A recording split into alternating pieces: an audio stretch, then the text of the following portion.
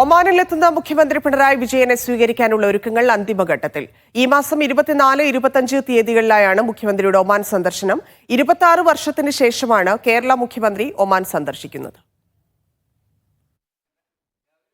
3 ദിവസമായി മസ്കത്തിൽ സംഘടിപ്പിക്കുന്ന Indian community ഫെസ്റ്റിവലിന്റെ 24 നടക്കുന്ന പരിപാടി മുഖ്യമന്ത്രിയാണ് ഉദ്ഘാടനം ചെയ്യുന്നത്. Indian social club Oman Kerala വിഭാഗത്തിന്റെ ആഭിമുഖ്യത്തിലാണ് പരിപാടി. ഇതിന്റെ ഭാഗമായി ഒമാനിലെ പൊതുസമൂഹത്തെ പങ്കെടുപ്പിച്ചുകൊണ്ടുള്ള ആലോചനാ യോഗം കഴിഞ്ഞ ദിവസം മസ്കത്തിലെ റൂവിയിൽ നടന്നിരുന്നു. ICF സംഘടക സമിതി ചെയർമാൻ വിൽസൺ ജോർജ് മുഖ്യമന്ത്രിയുടെ സന്ദർശന പരിപാടിയുടെ പ്രാധാന്യം വിശദീകരിച്ചു.